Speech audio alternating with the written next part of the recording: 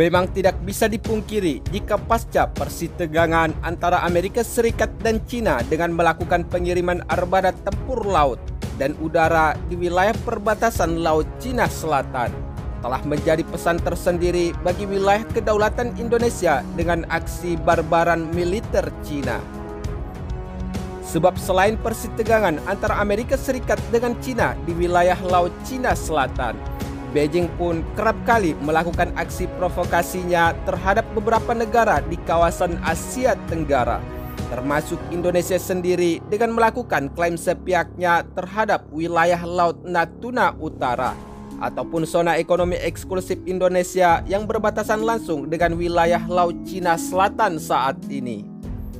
Apalagi Cina kerap kali mengirim pasukan nelayannya yang dibarengi dengan iringan kapal-kapal Coast Guard Tiongkok. Dan Cina seringkali berhadapan dengan militer Indonesia di Laut Natuna Utara dengan melakukan pengiriman armada tempur laut dan udara yang siap tempur serta melakukan latihan tempur sebagai aksi provokasinya. Namun, menanggapi akan hal tersebut dengan kondisi wilayah Laut Cina Selatan yang saat ini semakin memanas, membuat militer Indonesia bersiap siaga di wilayah Laut Natuna Utara. Hal tersebut tentunya dilakukan oleh militer Indonesia sebab saat ini Cina masih saja semakin memperluas pengaruhnya di wilayah tersebut. Sehingga untuk mengantisipasi militer Cina di wilayah Laut Natuna Utara yang kaya akan sumber daya alam minyak dan gas bumi tersebut, pemerintah Indonesia berkomitmen untuk semakin memperkuat alutsista tempur laut dan udara terhadap salah satu base pangkalan militer terbesar Indonesia di Kepulauan Natuna Utara. Hal tersebut adalah untuk melindungi dan mengawal wilayah kedaulatan Indonesia atas klaim sepihak Cina yang ingin mencaplok wilayah Laut Natuna Utara. Namun, untuk semakin memperkuat wilayah pertahanan pangkalan militer Indonesia di Laut Natuna Utara, TNI Indonesia telah melakukan pengiriman alutsista armada tempur laut dan udara secara bertahap. Hal tersebut dilakukan demi untuk semakin meningkatkan kemampuan tempur operasional serta uji kesiapan operasional dengan menggelar latihan tempur menggunakan taktik dan strategi yang menggunakan sandi tertentu untuk mengelabui musuh jika terjadi pertempuran.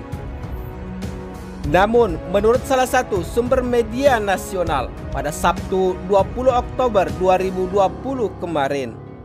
adapun alutsista tempur utama sistem persenjataan yang melakukan pergerakan dan operasional di wilayah Laut Natuna Utara, yaitu adalah beberapa unit kapal perang KRI dan pesawat tempur udara TNI Angkatan Laut yang merupakan gugus tempur laut dan Koarmada 1 melaksanakan latihan Gundala Sakti 20.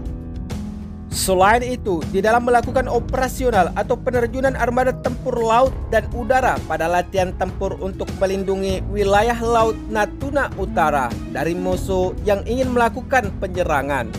telah dipimpin oleh Komandan Guspurla Koarmada 1,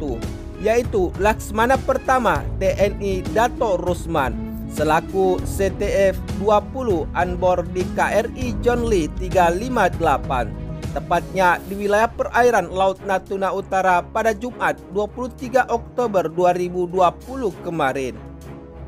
Namun, adapun latihan penerjunan armada tempur dari kedua matra TNI tersebut dilaksanakan dalam 2 tahap, yaitu Harbor Phase dilaksanakan pada tanggal 19 sampai dengan 20 Oktober di Dermaga Sabang Mawang. Sementara itu, latihan tempur tahap kedua yaitu bertema Sea Peace pada tanggal 21 sampai dengan 22 Oktober 2020 di perairan Natuna. Namun, menurut sumber media nasional lainnya, adapun latihan tempur Gundala Sakti 20 melibatkan 4 unsur tempur kapal perang KRI TNI Angkatan Laut, yaitu KRI John Lee 358, KRI Sutanto 377, KRI Cutnyak Dian 375, dan KRI Wiranto 379 serta 1 pesawat udara patroli maritim CN-235. Selain itu, materi latihan yang digelar tersebut yaitu adalah latihan peperangan anti udara, peperangan anti kapal permukaan, pertempuran anti kapal selam, serta latihan komunikasi dan manuver taktis. Sehingga di dalam peningkatan koordinasi dengan pesawat patroli maritim dilaksanakan latihan sharing informasi dan koordinasi di dalam mengoptimalkan kemampuan deteksi pada pelaksanaan operasi tempur laut dari kedua matra TNI. Namun, adapun tujuan dari penerjunan kedua matra alutsista TNI Angkatan Laut dan TNI Angkatan Udara tersebut,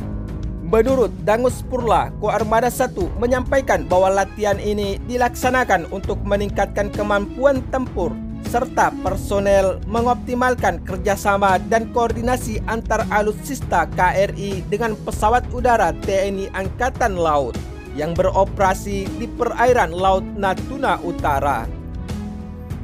Sebab kerjasama dan koordinasi antara KRI dengan pesawat patroli maritim TNI Angkatan Laut di daerah operasi sangat penting sebagai tugas utama dari armada tempur militer TNI Indonesia dari kedua matra, yaitu untuk mengawal wilayah kedaulatan NKRI. Apalagi dengan kerjasama ini tentunya akan semakin meningkatkan taktik dan strategi operasi di lapangan yang harus terus berimprovisasi untuk menghadapi tantangan yang semakin dinamis dan semakin kompleks, ujar Koarmada Gus Purla, Koarmada 1 Laksmana Pertama TNI Dato Rusman di dalam keterangannya tersebut. Sementara itu, secara terpisah Panglima Koarmada 1 Laksmana TNI Abdul Rashid menjelaskan bahwa latihan dan gelar operasi Koarmada 1 ini harus seimbang seiring dengan perkembangan ancaman dari beberapa titik wilayah kedaulatan negara Kesatuan Republik Indonesia dan termasuk wilayah Laut Natuna Utara yang saat ini masih terjadi persitegangan dan hingga klaim tumpang tindih tersebut. Selain itu, beliau juga mengatakan bahwa Kepala Staf Angkatan Laut Laksmana TNI Yudo Margono telah memprioritaskan di dalam pembangunan kekuatan TNI Angkatan Laut yang harus ada penjelasan doktrin, operasi, latihan, dan sistem pelatihan yang fleksibel dan adaptif terhadap dinamika situasi terkini yang sewaktu-waktu dapat mengancam wilayah kedaulatan Indonesia. Namun, tentunya jika kita melihat potensi ancaman yang bisa saja terjadi pada wilayah kedaulatan Indonesia saat ini, bukan saja datang dari Cina di wilayah Laut Natuna Utara, namun beberapa negara kawasan Asia Tenggara bisa saja menjadi ancaman bagi Indonesia, sebab hingga saat ini wilayah laut maritim Indonesia masih terikat dengan klaim tumpang tindih terhadap beberapa negara di kawasan ASEAN lainnya. Selain itu, adapun ancaman lain yang bisa saja datang untuk mengganggu wilayah kedaulatan Indonesia adalah bergabungnya kembali beberapa negara aliansi atau persekongkolan Amerika Serikat yang pernah menyerang Indonesia di saat terjadi konflik di wilayah Timur Timur atau Timur Leste saat ini.